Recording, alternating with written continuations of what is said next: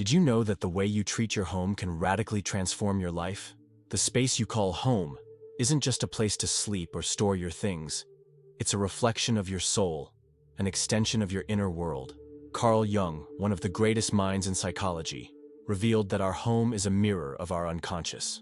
Blessing your home isn't just about spirituality. It's a necessity for anyone who wants to live a fulfilled and aligned life. In this video, you'll discover how to bless your home, clear stagnant energy, activate powerful symbols, and create a space that not only reflects, but amplifies your essence. Stick around until the end, because what you're about to learn might just change everything you thought you knew about your home and about yourself. Just like our dreams reveal hidden aspects of our psyche, the state of our home can show us what's out of balance in our inner life. Think about it. When you walk into a messy room, how do you feel? Restless? Stressed? And when you step into a clean, harmonious, light-filled space, what's your reaction? Probably a sense of calm and clarity. That's no coincidence. Jung reminds us that our outer environment is a mirror of our inner state. If your home is in chaos, there's a good chance your mind is too. If it's full of objects that no longer bring you joy, maybe you're also carrying emotional baggage that no longer serves you. But why is this connection between our home and our unconscious so powerful? For Jung, the mind is like an iceberg. The visible part, the one we consciously control, makes up only 5% of our psyche. The remaining 95%, submerged beneath the surface, is our unconscious, a reservoir of memories, emotions, and patterns that influence our actions without us even realizing. And our home, with its objects, colors, and energy, acts as a projection of that unconscious. It reveals what we've buried, what we've forgotten, and what we still need to face. For instance, have you ever noticed how some parts of your home feel stuck in time? A desk cluttered with years' worth of papers, a guest room turned into a storage dump? These spaces aren't just messy. They symbolize areas of your life you've neglected or avoided. Jung would call these shadows, the parts of ourselves we repress because they feel uncomfortable or painful. And these shadows, when left unacknowledged, can weigh on our emotional and spiritual well-being. But don't worry. Becoming aware of this is the first step toward deep transformation. By understanding that your home is an extension of your psyche, you can begin to use that space to heal and evolve. Because, as Jung said, he who looks outside dreams, he who looks inside awakens. And your home, that place you live in every day, can become a powerful tool for awakening and inner harmony. So take a moment to reflect and leave your thoughts in the comments. What state is your home in today? How do you feel when you're in it? These questions aren't random. They hold the key to understanding how your home can become a true sanctuary for your soul. First, let's dive a little deeper into this key concept from Jungian psychology, the shadow. For Carl Jung, the shadow represents everything we repress, everything we'd rather ignore within ourselves, our fears, our wounds, our unspoken desires. And guess what? These repressed aspects often find subtle ways to manifest in our environment, especially in our home. Take a moment to look around you. Are there items you keep just in case, but never actually use? Clothes you no longer wear? Books you've never read? Mementos that weigh you down instead of inspiring you? These aren't just physical objects. They're symbols of your shadow. They represent parts of yourself that you've pushed aside, identities you've outgrown, or emotions you haven't yet faced. Jung teaches us that as long as we don't integrate our shadow, it continues to weigh on us, often without us even realizing. And this shows up in our home. A cluttered closet, for example, might symbolize an inability to let go. A room filled with painful memories may reflect a struggle to move on. And every object you keep out of habit or out of guilt might be a subtle reminder of something unresolved within you. But here's the good news. By clearing your home, you can also clear your mind. Every item you choose to donate, recycle, or toss out can be a symbolic act of release. Picture yourself holding an old jacket you haven't worn in years. Why are you still keeping it? Because it reminds you of a bygone time? Because you're afraid of lacking? Or simply because you never got around to letting it go? By releasing that item, you're not just making space in your closet. You're making space in your heart. This is what Jung called the process of individuation, a journey toward integrating all parts of ourselves, even the ones we prefer to ignore. And your home can be a powerful playground for this process. Every room, every corner, every object can become an opportunity to reconnect with yourself. But to do that, you have to act with intention. This isn't just about tidying up, it's about transformation. Here's a simple practice to get started. Choose a room in your home, preferably the one that feels the heaviest or most cluttered. Take a moment to observe each object. Ask yourself, does this item still serve me? Does it bring me joy or peace? If the answer is no, it might be time to let it go. But hold on. This isn't about throwing out everything that's not useful. It's about making conscious choices, recognizing what truly belongs to you and what no longer fits your story. For instance, if you're holding on to clothes you no longer wear, ask yourself why. Is it out of fear, nostalgia, habit? By understanding the emotions behind these objects, you can begin to release the stagnant energy they represent. And every item you let go of becomes one more step toward a lighter, more aligned version of yourself. But the shadow doesn't only manifest through physical items. It can also hide in the energy of your home. Have you ever felt a heavy atmosphere in a room, even if it was clean and tidy? That might be a sign that negative or stagnant energies have built up. To release them, you can try simple rituals like burning sage, diffusing essential oils, or simply opening the windows to let fresh air in. These practices aren't just symbolic, they have a real impact on your space's energy. The key is to transform your home into a sacred space, a reflection of your deepest essence. And that begins with facing your shadow, accepting that some things need to go for new things to arrive. As Jung said, one does not become enlightened by imagining figures of light, but by making the darkness conscious. And your home, with its cluttered corners and forgotten items, can be the starting point of that illumination. Now that we've started clearing the stagnant energy in your home, it's time to move on to the next step, harmonizing each room according to its deeper essence. For this, we'll draw inspiration from Jungian archetypes, those universal patterns that represent core aspects of our psyche. According to Carl Jung, archetypes are like psychological imprints that influence our behavior, emotions, and even our environment. And your home, with its different rooms, can be seen as a living map of these archetypes. Let's start with the kitchen, often seen as the heart of the home. In Jungian psychology, the kitchen is linked to the archetype of the mother, a symbol of nourishment, care, and creation. It's where we prepare meals, share family moments, and nurture those we love. But the kitchen also reflects our relationship with food, with our body, and with our ability to nourish ourselves emotionally. A messy kitchen, for example, might point to difficulty taking care of oneself or setting boundaries. On the other hand, a well-organized, welcoming kitchen can be a sign of balance and generosity. To honor the mother archetype in your kitchen, start by creating a space that inspires creativity and gratitude. Place a bowl of fresh fruit on the counter, or hang an uplifting quote near the sink. Use warm colors like red or orange to energize the space. And most importantly, take time to cook with love. Because every meal prepared with intention is a way to nourish not just your body, but your soul too. Now let's move on to the living room, a space often associated with the host archetype. The living room is where we welcome others, share conversations, create memories. It's a space of connection, but also of self-expression. That's why it reflects our relationships, with others and with ourselves. A cluttered or impersonal living room might suggest difficulty opening up or feeling at ease in your own skin. In contrast, a cozy and inviting living room can signal confidence and generosity. To activate the host archetype in your living room, think about creating a space that encourages connection and relaxation. Arrange the furniture in a way that makes conversation easy. Add soft cushions and cozy blankets, and use calming colors like beige or green to create a serene atmosphere. You can also include elements that reflect your personality, family photos, artwork, souvenirs, so the space truly feels like yours. Next is the bedroom, an intimate and sacred space connected to the lover archetype. The bedroom is where we rest, where we dream, where we reconnect with ourselves. It's also a space of vulnerability, where we drop our masks and allow ourselves to simply be. That's why it can reflect our relationship with intimacy, with our body, and with our inner life. A messy bedroom, for example, might point to difficulty relaxing or accepting oneself. In contrast, a peaceful, harmonious bedroom can signal inner peace and self-love. To honor the lover archetype in your bedroom, start by creating a space that inspires rest and sensuality. Choose soft, comfortable bedding. Use soothing colors like blue or violet, and add touches of tenderness, candles, flowers, subtle fragrances. You can even create a small altar in a corner of the room with objects that represent love and connection.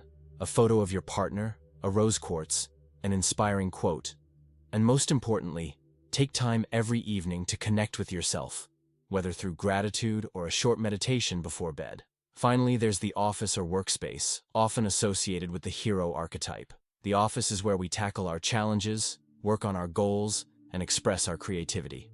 It's a space for focus and transformation.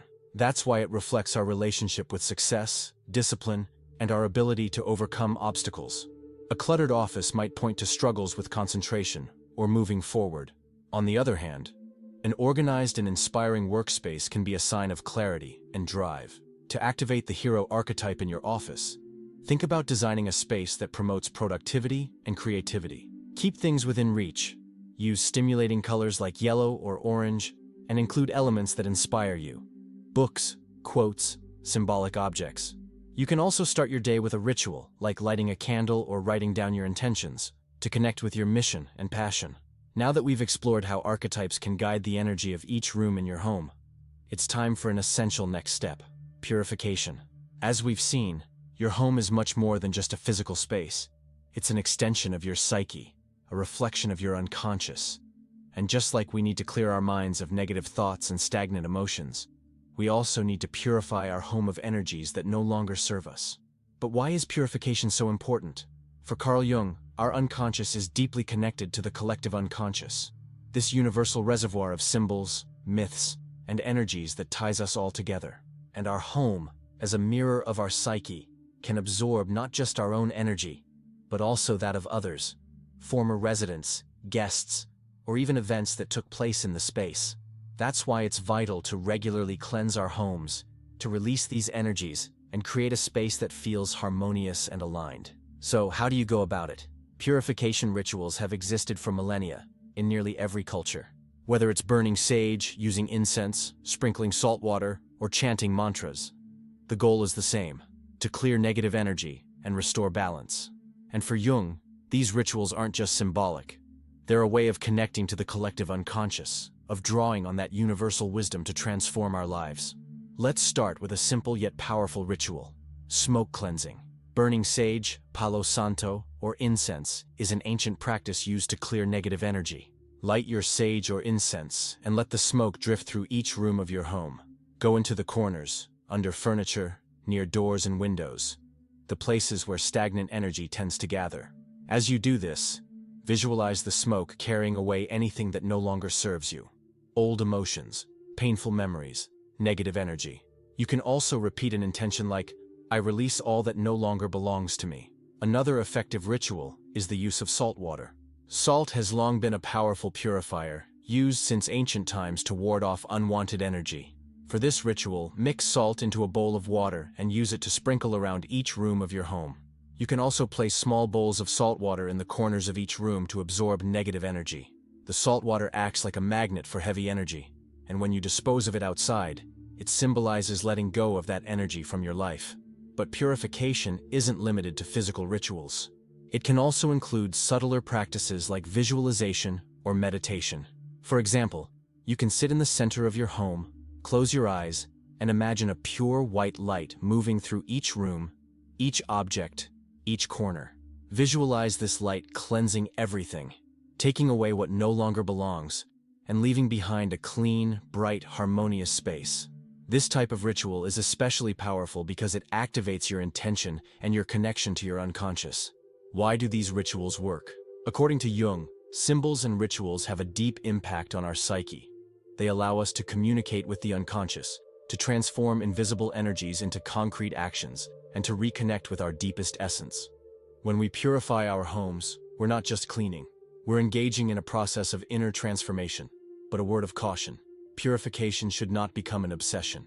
It's not about trying to remove every trace of negativity, but about creating balance. As Jung said, the shadow is part of the light. By accepting that some energies are part of our experience, we learn to integrate them rather than fear them. Purifying your home is a way of caring for yourself. It's an act of love toward your space, but also toward your spirit. And each time you cleanse your home, you strengthen your connection to your unconscious, the collective unconscious, and your deepest essence. But once you've cleansed and cleared the stagnant energy, what comes next? How do you fill that empty space with energy that supports, inspires, and guides you? That's where symbols come in. Because as we've seen, your home is much more than just a physical space. It's a reflection of your psyche, an extension of your unconscious. And symbols, those objects, images, and colors that resonate with you, are powerful keys for turning your home into a true sanctuary. But for symbols to work, they need intention. As Carl Jung once said, a symbol is the best possible expression of something unknown. By consciously choosing the symbols that fill your space, you can create an environment that supports your personal transformation. Take, for example, a spiritual altar. An altar isn't just a collection of objects, it's a representation of your inner journey. Each item placed on it carries deep meaning. A candle for inner light, a stone for grounding, a photo for connection. And when you take the time to create an altar, you activate those symbols, you breathe life into them. You turn a simple corner of your home into a sacred space, a mirror of your deepest essence. But symbols aren't limited to altars. They can be found all throughout your home, in the colors you choose, the images you hang, the objects you place with purpose. A quartz crystal in the living room can amplify clarity and harmony. A picture of the moon in the bedroom can evoke intuition and dreaming. A green plant in your office might symbolize growth and vitality. Every detail matters, because every detail speaks to your unconscious. And that's where the magic of symbols lies. They work quietly, often without us realizing it. They influence our mood, our thoughts, our emotions. They remind us who we are, what we want, and where we're going. And by choosing symbols that resonate with you, you can create an environment that nurtures your personal evolution. So how do you choose the right symbols? The key is to follow your intuition. Ask yourself, what speaks to me? What inspires me? What makes me feel aligned? Sometimes a symbol may seem insignificant to others, but it holds deep meaning for you. A seashell from the beach might recall happy memories. An old book may remind you of a time of growth. A certain color might evoke a feeling of peace. Let your heart guide your choices. It speaks the language of symbols. Once you've chosen your symbols, it's important to activate them with intention. For example, if you place a candle on your altar, take a moment to light it with a specific purpose, whether it's peace, clarity, or protection. If you hang an inspiring image, make time to look at it each day and connect with what it represents. If you're using crystals or stones, cleanse them regularly and program them with your intentions. And remember, symbols evolve as you do. What resonated with you a year ago might no longer hold the same meaning today. That's why it's important to regularly revisit the symbols in your home, rearrange them, or replace them if needed. Because like you, your home is constantly evolving, and every change you make is an opportunity to reconnect with your essence. By integrating symbols into your home, you're not just decorating, you're creating a silent language that speaks directly to your unconscious. You're transforming your space into a mirror of your soul, a powerful tool for your personal growth. And each time you step into a room, you're met by energies that support, inspire, and guide you. What if I told you your home is the stage for an epic adventure? An adventure in which you are the hero, the guide, and the creator. Because according to Carl Jung, our life is a series of cycles, challenges, and transformations. A true hero's journey. And your home, the space you live in every day, can become a reflection of that inner adventure. For Jung, the hero's journey is a universal archetype, a model describing the individual's path to self-discovery. This journey often begins with a call, a sense of dissatisfaction, a desire for change, a question that keeps echoing inside you. And for many, that call shows up in the home. Maybe you felt the urge to rearrange a room, throw out useless items, or simply create a more harmonious space. That's no coincidence. That's the beginning of your journey. The first step of this adventure is the call to adventure. In your home, this might show up as a realization. This space no longer reflects who I am or who I want to become. It's a crucial moment because it marks the beginning of your transformation. But like any hero, you might feel resistance. Change takes courage. It means confronting parts of yourself you'd rather ignore, memories you've buried, emotions you haven't fully processed. That's when your home becomes a powerful ally. Every room, every object, every corner can become a mirror of your psyche. By cleaning your home, you're also clearing your mind. By reorganizing your space, you're reshaping your life. And by transforming your home, you begin to transform your story. The second step of the hero's journey is crossing the threshold. This is when you leave your comfort zone and enter the unknown. In your home, it might mean facing neglected rooms, avoided objects, stagnant energy you've let sit. It's a hard step, but an essential one. As Jung said, one does not become enlightened by imagining figures of light, but by making the darkness conscious. Take that wardrobe full of clothes you never wear. Why are you still holding on to them? Because they represent a version of yourself you've outgrown? Because they carry memories you haven't yet processed? By opening that wardrobe, sorting through those clothes, and letting go of what no longer serves you, you're doing much more than tidying up. You're crossing a threshold. You're confronting your shadow, integrating your past, and making space for your future. The third step is transformation. This is the heart of the hero's journey, the moment when deep change takes place. In your home, this might look like creating a space that truly reflects your essence. A space where every detail holds meaning, every object is chosen with purpose, every room breathes harmony. It's a slow process, but a powerful one. Because in transforming your home, you're also transforming your relationship with yourself. But be aware, the hero's journey isn't a straight line. There will be moments of doubt, setbacks, and challenges to overcome. Sometimes you'll feel lost, like you've taken a wrong turn. Other times you'll feel crystal clear, as if everything finally makes sense. And that's okay, because as Jung said, the path to the self is full of obstacles, but every obstacle is an opportunity for growth. Finally, the last step is the return. It's when you come back to yourself, transformed, with a new understanding of who you are and what you want. In your home, this may show up as a feeling of peace, alignment, wholeness. You look around and think, this space feels like me. It reflects my essence, my values, my dreams. It's a moment to celebrate, but also to take responsibility. Because now that you've transformed your home, it's time to maintain that energy, to keep evolving, growing. The hero's journey is an invitation to live fully, to embrace every stage of your path with courage and curiosity. And your home, with its rooms, objects, and energies, can be your greatest ally in this adventure. Because like you, it's always changing. And every change is a chance to reconnect with your essence. Throughout this video, we've explored how your home is so much more than just a physical space. It's a reflection of your inner world, an extension of your unconscious. We've seen that by cleansing and organizing your home, you're not just creating a more harmonious environment, you're also releasing stagnant energies that weigh on your mind and soul. We've learned that every object, every room, and every purification ritual can become a powerful tool for self-discovery and personal transformation. The importance of turning your home into a sanctuary goes far beyond aesthetics or comfort. It's about creating a space that nurtures your soul, reflects your truest essence, and supports your journey of growth. When you care for your home with intention, you're also caring for yourself, strengthening your connection to your unconscious and to the collective unconscious. And now, it's your turn to put these insights into practice. Start small.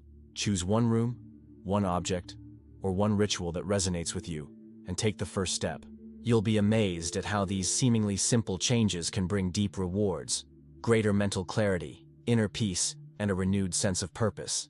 If you've made it this far, it means this message touched your heart.